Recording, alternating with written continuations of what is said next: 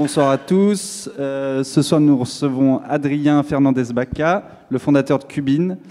Cubin, c'est une start-up en B2B qui s'occupe de collecter, emballer et envoyer des colis pour des entreprises.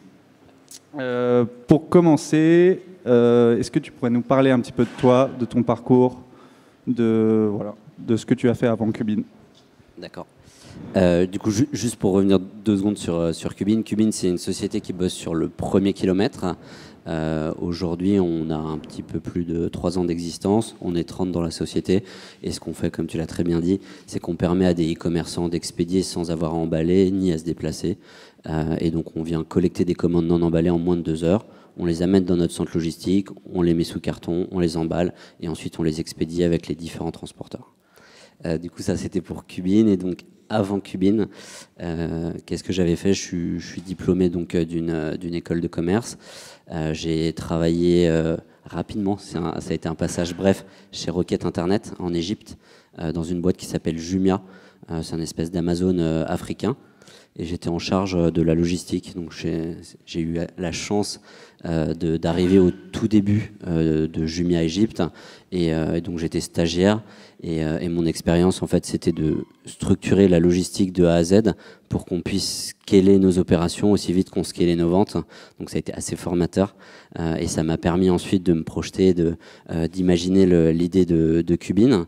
Après Rocket Internet, j'ai pris un peu de vacances. Ensuite, j'ai fait un bootcamp. Donc à l'époque, je pense que ça s'est joué à quelques mois. Le wagon n'était pas encore lancé en France.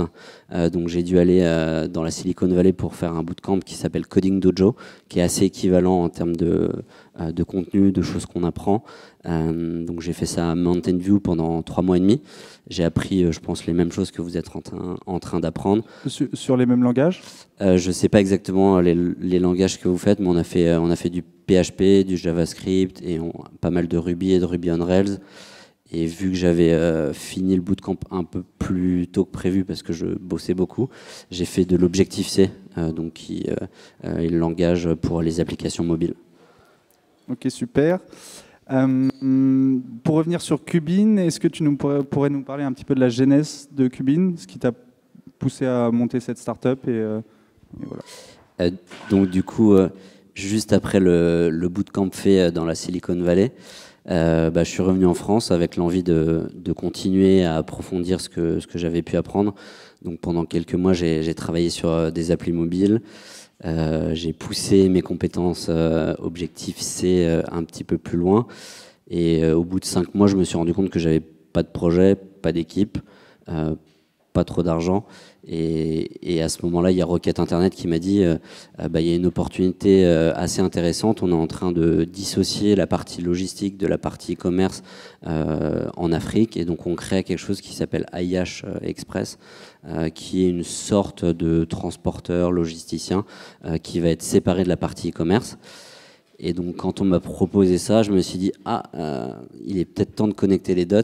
Je vais peut-être créer quelque chose qui est à mi-chemin entre la technologie et la logistique. Et c'est ce qui nous a amené donc sur les problématiques logistiques.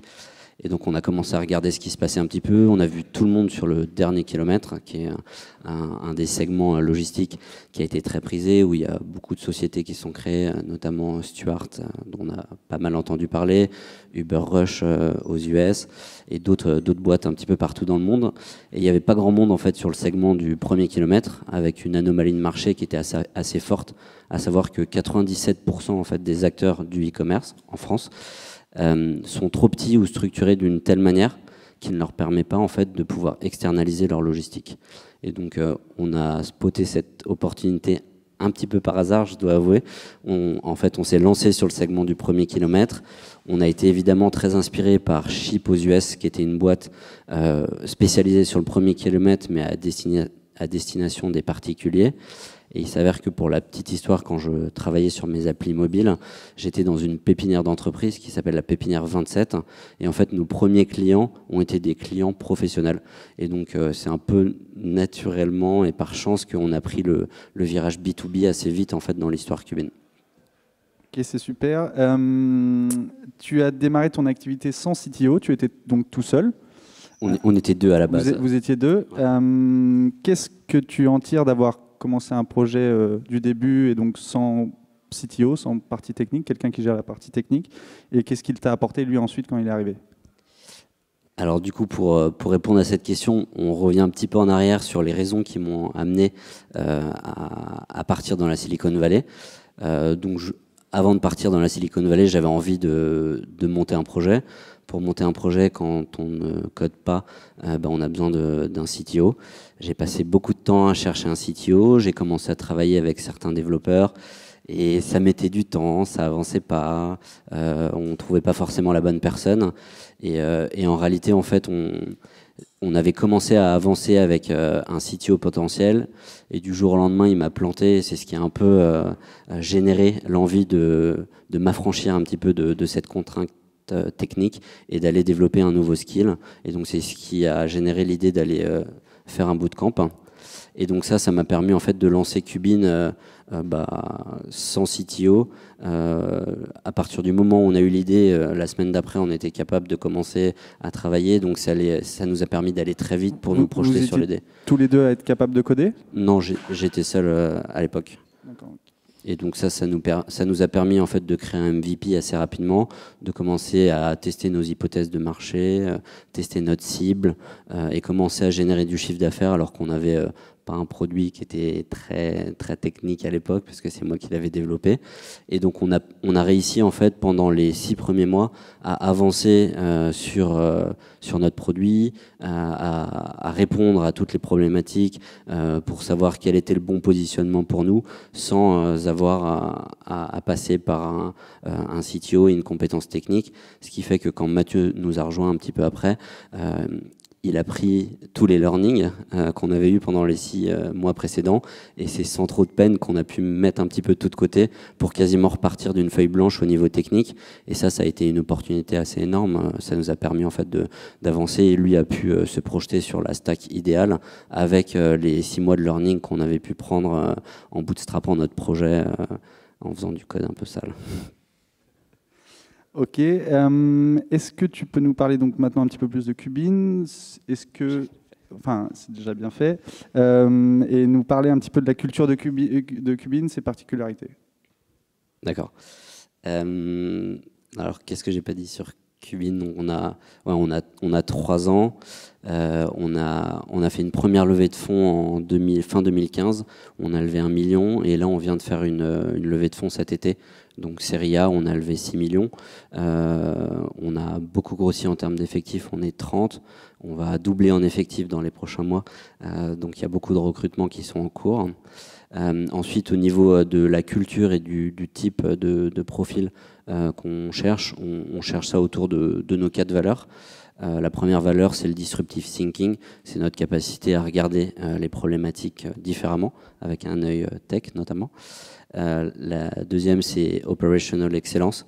On est une boîte logistique, donc c'est notre capacité à aller toujours chercher l'extra mile pour offrir une expérience supérieure à nos clients, offrir un produit qui est meilleur que celui du marché.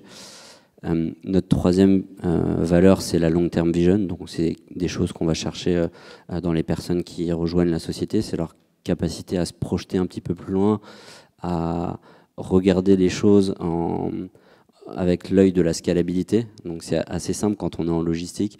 Je dis toujours à mon équipe logistique, multiplier par 1000, si ça marche pas, c'est qu'il y a peut-être un problème. Et donc, c'est cette manière de regarder les choses qui nous permet d'essayer de projeter les choses le plus loin possible. Et la quatrième valeur, c'est l'humilité. L'humilité, c'est notre capacité à nous regarder tel qu'on est, en fait, positivement ou négativement, d'être capable de prendre le feedback pour progresser, itérer. Et c'est valable pour les personnes, mais c'est aussi beaucoup valable pour la boîte. Et quand on bootstrap une boîte, typiquement, on essaye de mettre de côté l'ego et se focaliser sur l'humilité pour sans cesse challenger notre produit, le faire évoluer, faire nos itérations. Voilà à peu près nos valeurs et ce qu'on recherche chez les candidats. Et donc on cherche très souvent des gens assez analytiques, très structurés, très tech aussi. Ça permet de gagner beaucoup de temps quand on structure les différentes fonctions. Est-ce que tu as quelques chiffres pour nous sur Qubin, le nombre de colis que vous faites par jour, la croissance sur les derniers mois ou sur l'année? Du coup, en termes de nombre de colis, sur la première année, donc 2015, on avait fait 45 000 colis, l'année suivante 200 000, et cette année, on sera entre 550 et 600 000. Donc on fait x3 à peu près. Enfin, on a fait x4 l'an dernier, on fera x3 cette année. Ok, quels sont vos clients types? Vos clients types. Alors le client type, c'est un e-commerçant qui vend donc sur les marketplaces ou sur leur site en propre. Notre client type, c'est un client qui fait entre 100K et 1 million de chiffre d'affaires annuel. On a 60% de notre base qui commande tous les 2 jours. Je ne sais pas si ça répond à ta question sur le client type. Oui, si, c'est ça. Est-ce que tu peux nous parler un petit peu du processus que tu offres à tes clients et la valeur ajoutée que tu vas leur proposer? Alors, il y a plusieurs valeurs dans le service. Nous, on vend le service 1 € par colis, plus les frais de port qu'aurait payé le marchand. Ça, c'est un gros avantage. Positionnement B2C versus positionnement B2B. En B2B, l'avantage de ce positionnement, c'est qu'à 1 € par colis, en fait, on arrive à lui faire des économies qui sont assez importantes sur les frais de service. Donc, il faut imaginer qu'un marchand, il paye entre 2 € et 4,50 € par colis juste en logistique. Et donc, nous, on vient baisser ça à 1 €. Donc ça, c'est le côté prix. Ensuite, il y a le côté scalabilité. J'espère qu'il y aura pas mal de business e-commerce qui vont se créer dans la salle. Se plugger à une solution comme Qubin, ça permet de pouvoir scaler votre business overnight. C'est-à-dire que vous n'avez plus qu'un seul focus, c'est le marketing, faire grossir vos ventes, faire sélectionner les bons produits. Et derrière, on a une solution logistique qui vient se plugger à votre site e-commerce et vous êtes capable de scaler en vous intégrant à Qubin. Okay. Et ensuite, il y a la simplicité grâce aux différentes intégrations techniques et toute la technologie qu'on met à disposition pour vous aider à vous structurer logistiquement. Donc, tu as des livreurs qui viennent chercher en fait, les colis chez les commerçants, qui s'occupent de les amener dans un entrepôt pour les emballer, et qui derrière, en fait, tu les livres à la poste? C'est ça exactement? Alors oui, il y a 3 briques dans notre modèle logistique. La première brique, c'est la brique de la collecte. Donc là, on a des coursiers qui viennent collecter en moins de 2 heures chez les marchands, des commandes non emballées. Il faut savoir qu'on collecte donc dans des sacs de collecte et on est un des rares acteurs qui est capable de collecter 500, 1000 colis non emballés, donc sans carton et sans étiquette de transport. Et ça, c'est grâce aux sacs de collecte et aux technologies qu'on utilise pour pouvoir matcher en fait un sac de collecte avec un destinataire. Donc ça, c'est sur la brique coursier. Cette brique, donc on a différentes applications pour l'opérer, dont l'application qui est Qubin Street et donc Qubin Genius qui permet en fait de dispatcher les coursiers. La deuxième brique, du coup, c'est la brique entrepôt. Donc dans cette brique, l'intelligence qu'on retrouve derrière, c'est Packer Genius qui nous permet en fait d'aller en fait, on scanne les sacs à l'arrivée en entrepôt et ensuite on vient recommander les meilleures références d'emballage, les bonnes stratégies d'emballage pour que les colis partent bien et soient bien protégés pendant le transport. Et ensuite la troisième brique, c'est la brique transport. Et donc là, soit on va les injecter chez nos partenaires transport, soit on a certains transporteurs qui viennent nous collecter. Ok. On va parler un petit peu de la concurrence. En cherchant un peu sur le web, j'ai trouvé Wing. Wing, est-ce que c'est un concurrent direct? Est-ce que tu arrives à te démarquer de ce qu'ils proposent? Parce que je n'ai pas réussi à trouver un petit peu la différence qu'il y avait entre les deux. Alors, au niveau de Wing, donc c'est un acteur du premier kilomètre. Il y en a plusieurs en Europe. Il y a Wings au UK, qui s'écrit différemment. Il y a Bird en Allemagne, BYRD. Donc c'est vrai que le segment du premier kilomètre sur le B2B est en pleine effervescence. Au niveau des différenciations, je ne sais pas exactement ce qu'est leur modèle logistique aujourd'hui, parce qu'il a beaucoup évolué, mais on avait une grosse différence dans le sens où ils étaient plutôt une marketplace qui intégrait des logisticiens, des coursiers et des transporteurs, là où nous, on a un modèle plutôt full stack. C'est-à-dire que si on fait un comparable, Frishti dans la food va être un modèle full stack, Deliveroo va être un modèle marketplace. à la différence qu'en logistique, là où sur un modèle marketplace, plus on a d'acteurs, plus la valeur de la marketplace est grande. En logistique, on a un intérêt à concentrer, et donc d'où l'intérêt du modèle full stack pour nous. Ok. Tu travailles avec La Poste, du coup. Est-ce que tu penses ou tu pourrais avoir peur que La Poste un jour intègre le marché et permette de proposer un service tel que le tien? Alors, La Poste, c'est un partenaire. C'est vrai que ça peut être un concurrent aussi. C'est le même cas des marketplaces, notamment comme Amazon. Donc, on a beaucoup de nos marchands qui vendent sur Amazon, et Amazon peut leur proposer aussi la logistique. Donc il y a toujours ce double rôle concurrent et partenaire. Et sur La Poste, je reviens sur le fait qu'en fait nous on intègre 3 briques: la brique collecte, emballage et expédition. Et La Poste lui est positionné uniquement sur la brique expédition. Et pour que un acteur comme La Poste puisse se positionner sur les autres briques, il y a une sorte en fait d'innovateur dilemma. Je m'explique. C'est que en fait, pour se positionner sur les briques logistiques et collecte à 1 €, il va falloir qu'ils abaissent un petit peu leur marge sur le transport. Et donc pour justifier une baisse de marge sur leur transport, il va falloir qu'on devienne très très gros en fait. Je ne sais pas si ça répond à la question. Si, c'est parfait. Quels sont vos prochains objectifs pour la boîte sur l'année, à la fin de l'année, ou peut-être même sur l'année 2018? L'objectif, c'est de faire x3 sur les volumes. Donc c'est déjà un objectif qui est assez haut et dur à tenir. Ensuite, l'année prochaine, c'est l'expansion. Donc à l'international, on aimerait ouvrir une nouvelle ville, à savoir Londres, au UK. C'est une ouverture qui est très importante pour nous, parce que réussir à Londres, ça sous-entend en fait de passer d'un marché du colis en France qui fait 5 milliards à un marché européen qui en fait 40 milliards. Tu couvres toute la France aujourd'hui? On couvre uniquement Paris, c'est une bonne question. Le marché du colis en France, c'est 5 milliards. Le marché adressable sur notre cible, c'est à peu près 40% de ce marché-là. Donc c'est à peu près 1,8 milliard à 2,3 milliards en fonction du différent data crunching du marché, quoi. Ok. Comment on fait pour s'intégrer à l'étranger, un petit peu pour proposer un produit qui en plus existe déjà peut-être à Londres? Comment tu vas te démarquer par rapport à Wings, c'est ça? Ouais. Nous, notre manière de nous démarquer, ça vient s'appuyer en fait sur les valeurs qui étaient exposées tout à l'heure. C'est l'excellence opérationnelle, c'est notre capacité en fait à opérer notre logistique avec des process et des systèmes qui sont très très proches, dans notre manière donc de créer notre modèle logistique.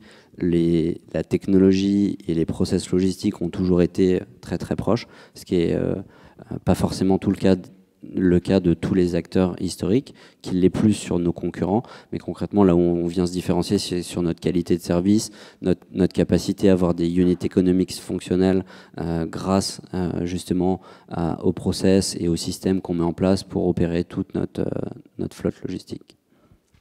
Tu m'as dit que vous étiez 30 aujourd'hui dans l'équipe, c'est ça? Pour un projet à près de 60 personnes, c'est ça? Vous vouliez doubler. Quels sont les profils types clairement que tu recherches pour Qubin? Ça dépend vraiment des rôles. Ouais, ça dépend du poste. Ça dépend vraiment des postes. Chaque poste, son profil type. En termes de postes, on a pas mal de recrutements ouverts dans la team tech. Donc on cherche, je ne sais pas si c'était la question, mais j'en profite, des back-end développeurs, des UX designers, product managers. Ensuite, dans la team ops, on cherche beaucoup de project managers. C'est un peu des types de profils qu'on adore. C'est à la fois des profils qui vont avoir un business sense, une logique opérationnelle qui est très bonne, et à la fois un aspect tech. C'est exactement ce qu'on développe dans des types de bootcamp comme le wagon. C'est-à-dire que vous venez avec votre background qui n'est pas forcément celui d'un tech, et vous venez ajouter une compétence tech par-dessus. Et ça, je trouve que de manière transverse dans la boîte, en fait, ça crée les meilleurs profils. Donc en opération, on cherche beaucoup de profils comme ça. On cherche des fleet managers, En sales, on cherche donc des sales, mais aussi des profils sales ops qui auront pour vocation de nous aider à continuer à structurer la fonction commerciale. Et ensuite, au marketing, on a aussi pas mal de postes ouverts dessus. Je reviens un petit peu sur l'expansion et sur la question que je te demandais avant, si vous étiez présent partout en France. Est-ce que c'est un des objectifs peut-être pour la fin de l'année ou pour 2018 ? Aujourd'hui, non. Donc déjà, dans notre logique de présence géographique, on a une logique de présence en zone par zone, donc ville par ville. Je ne sais pas si un jour on sera présent dans toute la France. Et aujourd'hui, donc le marché est tellement grand en fait dans Paris qu'on on se concentre vraiment sur ce marché-là. C'est un marché où on est bon, où il y a une profondeur, et donc on va le travailler beaucoup ce marché avant d'aller ailleurs en France, quoi. Ok. Petite question sur l'avenir. Où est-ce que tu te vois dans 5 ans et où est-ce que tu vois Qubin surtout dans 5 ans ? Je vois Qubin dans plusieurs pays européens, voire peut-être même un petit peu plus loin. L'idée derrière Qubin, c'est de créer un réseau logistique à la demande en end-to-end. Donc aujourd'hui, on est vraiment focalisé sur le premier kilomètre, qui est le premier maillon de la chaîne, et on commence déjà à regarder d'autres solutions de transport pour le dernier kilomètre. Donc il y a des solutions très intéressantes qui sont proposées par les partenaires transport, mais il y a aussi beaucoup de solutions de last mile qui sont un petit peu différentes, qui sont très différenciantes, qui apportent en fait un énorme plus à nos clients, et qui sont des solutions qu'on commence vraiment à regarder pour vraiment étendre notre réseau et devenir un réseau logistique en end-to-end. Ouais, donc tu voudrais travailler du moment où tu récupères le colis jusqu'à la livraison. Touché. Super. Est-ce qu'on ne passerait pas aux questions du public ? Je ne sais pas. Est-ce que vous aviez des questions ? Ouais. Hop, derrière toi. Bonsoir. Quelle est la position des gros acteurs du secteur, type Amazon, Alibaba, sur le premier kilomètre, et comment tu te positionnes par rapport à ça? Et la deuxième question, qui n'est peut-être pas très intéressante, mais est-ce que vous avez bénéficié de l'apport des pouvoirs publics, enfin de l'État en général pour vous lancer? Est-ce qu'il y a des aides, des subventions, des choses comme ça? Je sais qu'on parle beaucoup en ce moment de Startup Nation, de tout ce genre de choses. J'aimerais savoir s'il y a une manière d'en bénéficier, ou si peut-être dans ton business en particulier, tu fais du B2B, est-ce qu'il y a quelque chose avec l'État? J'en sais rien. Voilà. Ça marche, merci. Donc du coup, est-ce qu'il y a des solutions qui existent sur le premier kilomètre? C'est vrai que tout le marché du e-commerce, c'est quand même beaucoup focalisé sur le dernier kilomètre, hein, qui est vraiment le kilomètre qui a intéressé tout le monde, qui a obsédé tout le monde. Donc il y a peu d'initiatives de premier kilomètre qui ont été créées. Après, le premier kilomètre, c'est pas nous qui l'avons inventé en tant que tel. Il existait déjà sous d'autres formes. Et donc, chez les Amazon et autres, le premier kilomètre existe sous la même forme que le premier kilomètre des logisticiens, à savoir une brique qui intègre stockage, emballage et expédition, ce qui est un modèle qui est assez différent. Nous, on vient de se différencier de ces logisticiens avec, concrètement, nos stocks sont partout dans les villes, et nos coursiers vont collecter dans ces stocks qui sont partout dans les villes pour pouvoir ensuite expédier. Et donc, pour l'instant, pas de positionnement sur le premier kilomètre pour ces acteurs-là. Et ensuite, par rapport aux aides publiques, c'est une bonne question. En France, oui, il y a pas mal de subventions à aller chercher. Il y a BPI, qui est un acteur qui accompagne beaucoup les startups. Donc on a bénéficié d'un prêt l'an dernier. Et là, on est en train de faire les démarches pour en avoir un nouveau suite à la levée de fonds. En fait, très souvent, c'est lié aux levées de fonds. Je crois que tu as aussi des bourses pour t'aider au tout début. Après, je ne suis pas un expert en subvention, mais il y a pas mal d'argent à aller chercher. Et après, pour rebondir sur la question d'écosystème, je pense que l'écosystème français est très bon, mais pas uniquement pour ses subventions, pour aussi tous les acteurs qui le composent, pour la qualité des talents, pour l'argent qui commence à être disponible sur le marché des VC. On voit quand même beaucoup de levées. Partech, qui est un de nos investisseurs, a levé sur plusieurs fonds pas loin d'1 milliard. Donc il se passe quelque chose en France. Les fonds commencent à avoir de l'argent disponible. Et donc c'est un peu toute cette effervescence qui fait la qualité, je trouve, de notre écosystème, en plus des subventions. Bonsoir. Comment est-ce que tu as commencé tes expéditions sur les premières semaines et puis sur les premiers mois? Parce que j'imagine que vous n'aviez pas d'entrepôt, etc. Donc comment est-ce que vous avez commencé? On faisait ça dans notre bureau. Les premières expéditions, c'est moi qui les ai emballées, c'est moi qui suis allé à la poste. J'avais pas spécialement de contrat transporteur. On avait acheté des cartons quand même en avance, mais voilà, c'était aussi artisanal que ça. Donc ça, c'était vraiment les premières expéditions. Et je ne sais pas si ça a beaucoup changé entre le premier jour et le premier mois, mais maintenant, ça a quand même beaucoup changé. On a un entrepôt, on est structuré, on est capable d'expédier beaucoup de colis. On est devenu vraiment une boîte full stack qui est capable de scaler, ce qui n'était pas forcément le cas au tout début de Qubin. On a vraiment testé le marché, on a testé l'appétence, et donc les premiers colis, on les a fait nous-mêmes. Et on les a déposés nous-mêmes chez La Poste.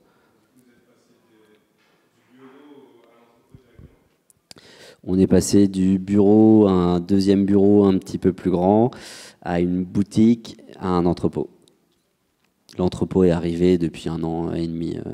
Et là, on a vraiment changé de modèle, mais travailler dans ces conditions-là, ça nous a appris à craquer des problèmes, notamment à faire de la logistique dans un petit espace.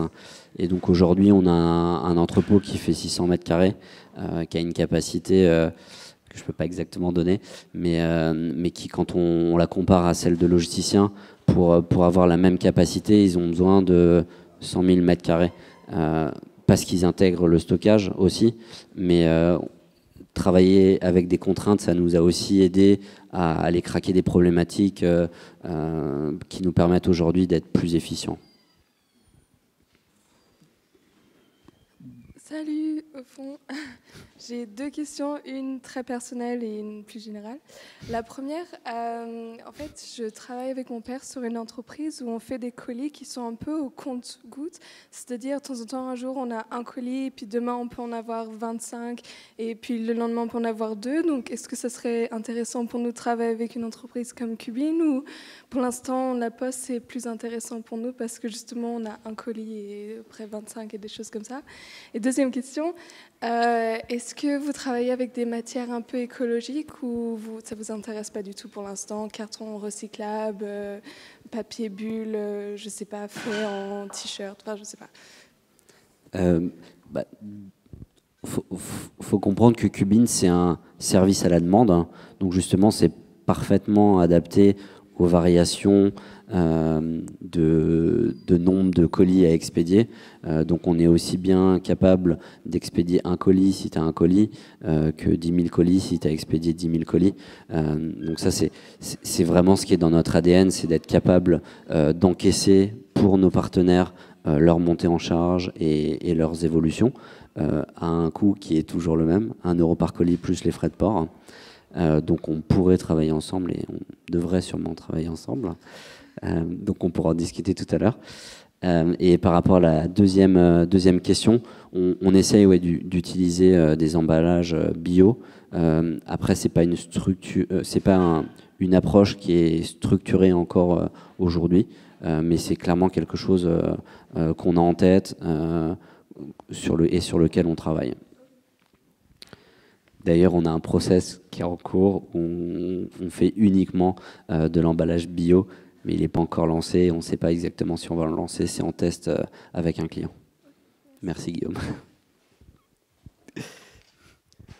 Bonjour. Bonjour. Merci pour tout ce que tu viens de raconter. J'avais 2 questions en fait. La première, c'était, tu disais que vous étiez full stack. Et est-ce que ça veut dire que tu gères la flotte qui va récupérer tous les colis, tu externalises cette partie-là ou tu as ta flotte de véhicules et de collecteurs en fait. Et la deuxième question, c'était est-ce qu'il y a des exclusions au niveau du type de marchandises que tu prends, au niveau de la taille, du poids et du type, par exemple, des produits dangereux, au niveau de la réglementation. J'imagine qu'il doit y avoir des choses qui puissent pas se faire. Donc voilà, c'était les deux questions. Voilà, marchandises froides, chaudes, voilà, tout ce type de marchandises. Alors sur le modèle full stack, alors on a un modèle externalisé, internalisé, dans le sens où concrètement le modèle full stack, grâce aux technologies, grâce aux process, on va venir monitorer la manière dont on opère notre fleet notamment, mais c'est la même chose en entrepôt. Mais par contre, ça va être des partenaires externes qui utilisent nos applications, qui utilisent nos systèmes. Et donc, en fait, on a la scalabilité grâce au modèle outsourcé, mais on a la qualité grâce au modèle full stack, en fait, qui est principalement drivé par la technologie. Je ne sais pas si c'est clair. Oui, c'est hybride, en fait. C'est un modèle hybride. C'est un modèle hybride. Et du coup, la deuxième question, par rapport aux typologies de produits qu'on peut expédier, on peut expédier les typologies de produits qui sont acceptés par nos partenaires, à savoir qu'on a un éventail de partenaires qui est assez large. Et donc, par exemple, on peut aller sur des poids et des tailles qui sont plus grandes que celles de Colissimo, par exemple, dans le sens où on va utiliser UPS pour certaines typologies d'envoi.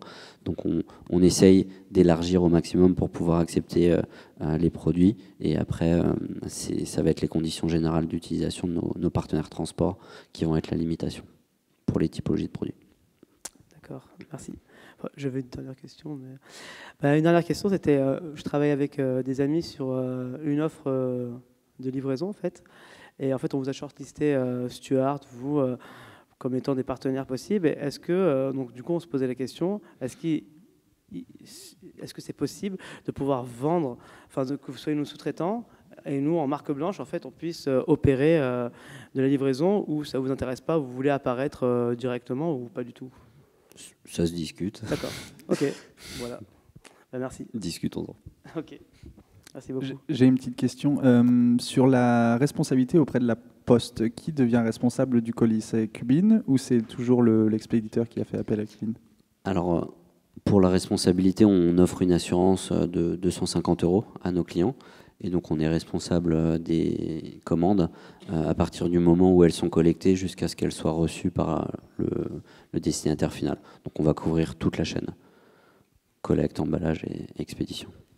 Ok, ça marche. Et ça, c'est aussi quelque chose un gros avantage pour nos partenaires, c'est qu'on a des volumes qui sont plus conséquents que les partenaires avec lesquels on travaille. Enfin, les clients avec lesquels on travaille, ce qui fait qu'on a un niveau de qualité aussi et un pouvoir de pression sur la qualité qui est plus fort, ce qui nous permet en fait d'avoir des taux de qualité qui sont 30 fois supérieurs à l'industrie. Super. Salut, merci beaucoup. Moi je me demandais, tu as dit que tu avais des clients qui faisaient entre 100 000 et 1 million de chiffre d'affaires. Et si oui, est-ce que tu en as envie, et si oui, comment tu fais pour les accompagner dans leur croissance? C'est pas après, ils deviennent plus gros, plus structurés, s'ils ont un entrepôt. Est-ce que toi, tu veux rester leur point de collecte et leur solution logistique? Ouais, alors du coup, sur la taille de client, notre client type fait entre 100 000 et 1 million, mais c'est vrai qu'on commence à adresser des cibles qui sont beaucoup plus grosses. Et notre manière d'accompagner nos marchands, c'est de en fait leur offrir la possibilité de pouvoir scaler leur business sans avoir de friction logistique. Donc ça, je pense que déjà c'est un bon petit coup de main. On voit d'ailleurs sur nos clients les volumes qui augmentent et les croissances qui sont plus fortes que celles de l'industrie du e-commerce, à savoir 10-12% pour le e-commerce et plutôt 30 à 40% pour nos clients. Ok, mais si le client il ouvre un entrepôt par exemple, est-ce que le modèle de la collecte il est toujours pertinent ou pas?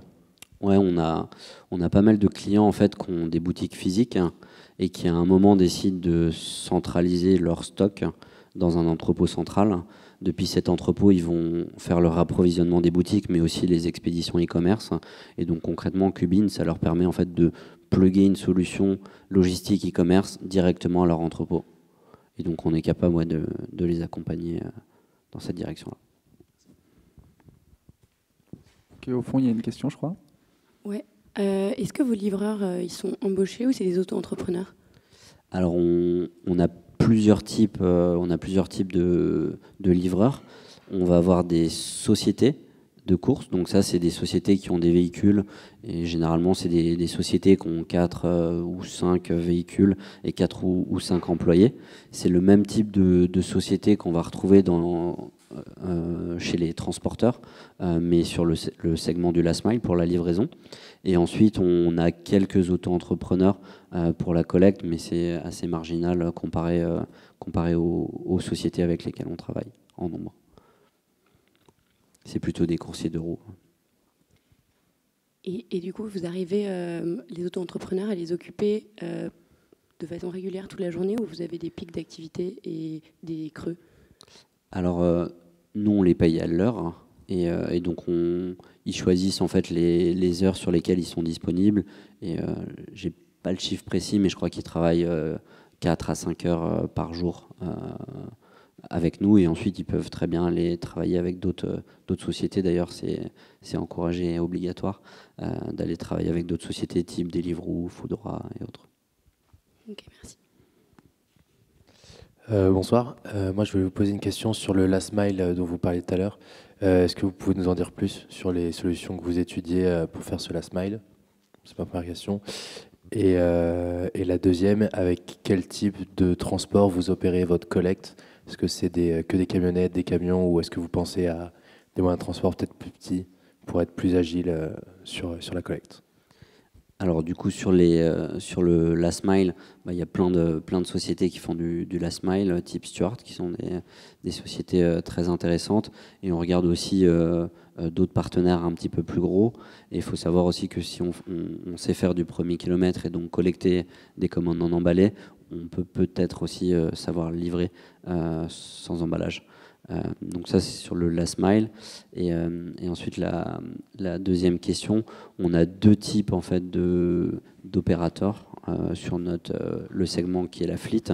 On a ce qu'on appelle des FMO, First Mile Operator. Donc là, c'est exactement ce que tu décrivais. C'est des gens qui sont beaucoup plus agiles et flexibles, donc avec des véhicules plus petits qui leur permettent donc d'aller chez le client, collecter les commandes, et ensuite en fait ces First Mile Operators viennent se synchroniser avec ce qu'on appelle des véhicules satellites. Donc là on va retrouver la deuxième typologie que tu décrivais, à savoir des véhicules plus gros qui sont des vannes, qui ont des capacités plus grandes et qui en fait nous permettent de cutter un petit peu les coûts d'approche vers le centre logistique.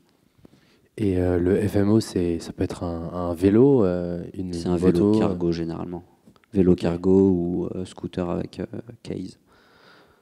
Ok, merci. Super. Est-ce qu'il y a d'autres questions dans la salle ou pas? Pas sûr.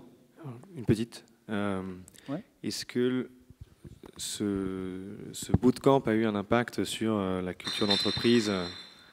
Je ne sais pas si tu en as parlé, donc sur la manière dont vous fonctionnez en interne. Excellente question. Le bootcamp que j'ai fait a eu un impact très fort, je pense, sur la culture d'entreprise.